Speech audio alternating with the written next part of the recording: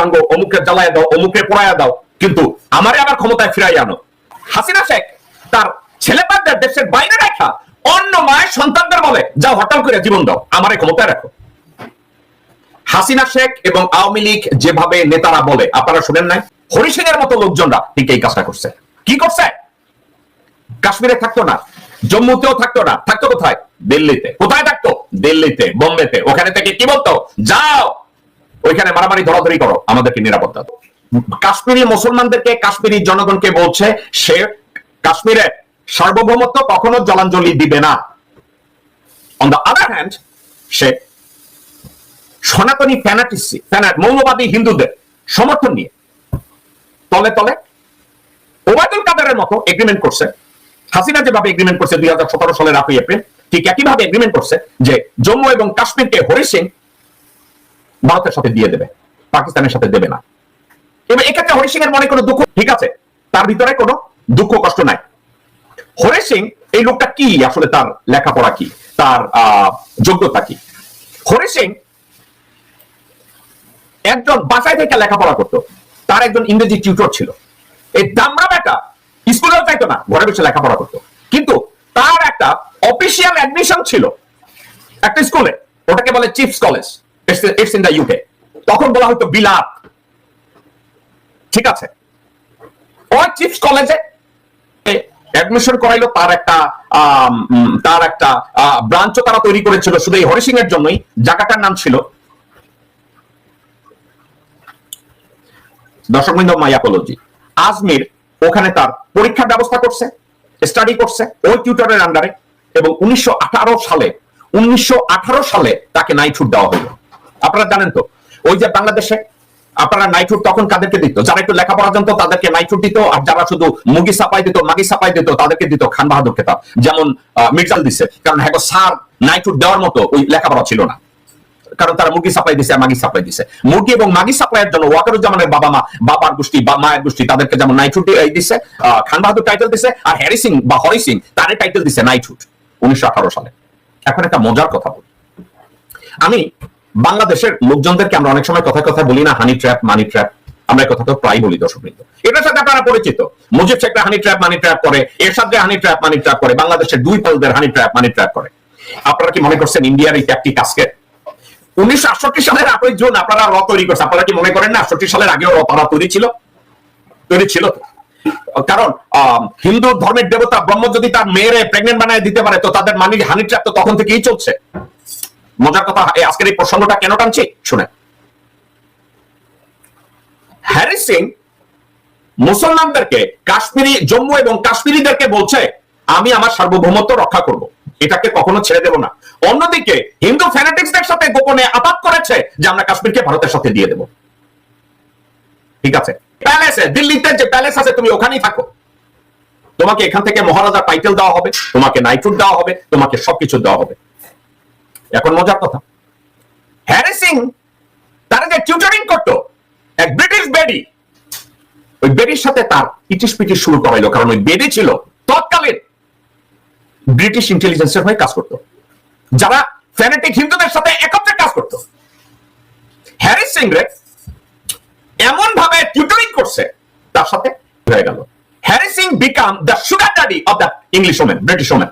ওই হিন্দু মহিলার পিড়িতে হাবুজাবু খাওয়া শুরু করলো। যখন ওখানে নোটিশ ফটিশ করছে এই হরি সিং, নোটিশ ফটিশ, আবার আরেকটা কথা, এই মহিলা কি করছে, আবার তার দামাইরা চাকরি দিচ্ছে হরি সিং এর স্টাফ হিসাবে, এই হিসাবে মহারাজের সাহায্যকারী কেডা, ওই বেডির জামাই। তো জামাই অফিসিয়াল কাজ কারবার দেখছে হরি সিং কোন জায়গায় কি করে, এটা ওই নেহেরু অ্যাডমিনিস্ট্রেশনের জানাইছে, ব্রিটিশদের জানাইছে। অর্থাৎ তার বস্তা কেমন তারেক রহমানের চারপাশে বসে রয়েছে, বহু হরি সিং, কুত্তা সিং, গরু সিংরা বসে রয়েছে, মির্জা ফখরুলের চারপাশে বসে রয়েছে, আমির খসরু মাহমুদের চারপাশে বসে রয়েছে, আব্দুল আওয়াল মিন্টুর চারপাশে বসে রয়েছে। এরা বসে বেগম জিয়ার চারপাশে বসে রয়েছে। আপনারা কি মনে করেন হ্যারি সিং মরে গেছে? হ্যারি সিং মরে যায় না, হ্যারি সিং দা বাইচা আছে তারেক জিয়ার নামে, হ্যারি সিং দা বাইচা আছে বেগম জিয়ার নামে, হ্যারি সিং দা বাইচা আছে আমির খসরু মাহমুদ, মির্জা ফখরুল এবং গোরখদক আব্বাসের নামে। এরা দ্বিতীয় জীবিত আছে। এরা হানি ট্র্যাপ এবং মানি ট্র্যাপ।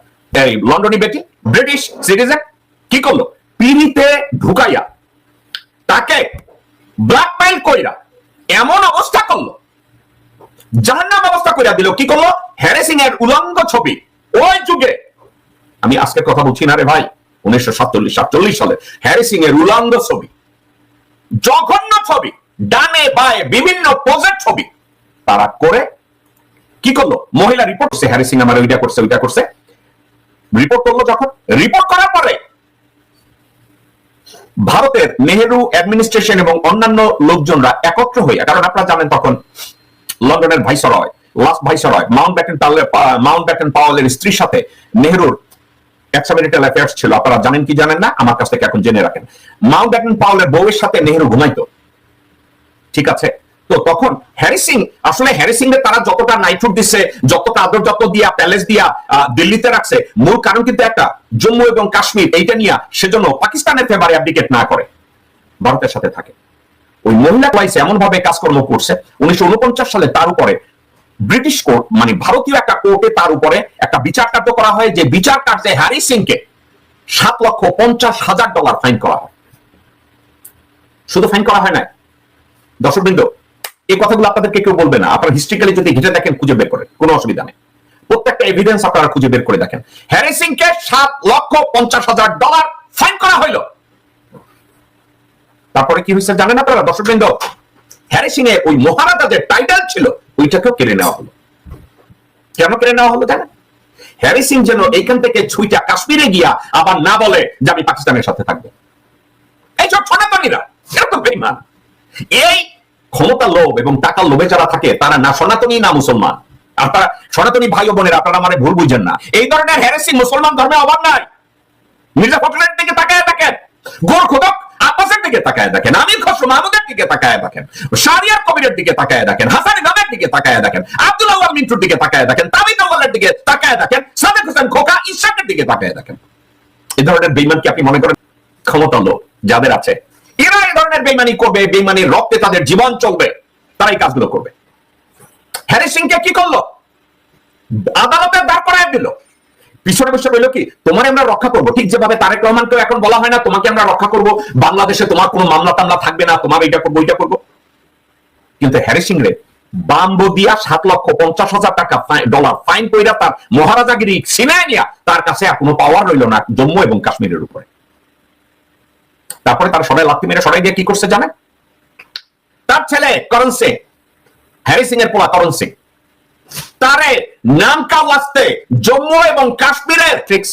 এবং এখানে আপনাদের একটা লেসন, বিএনপি আপনাদের জন্য একটা লেসন, ভীষণ একটা লেসন।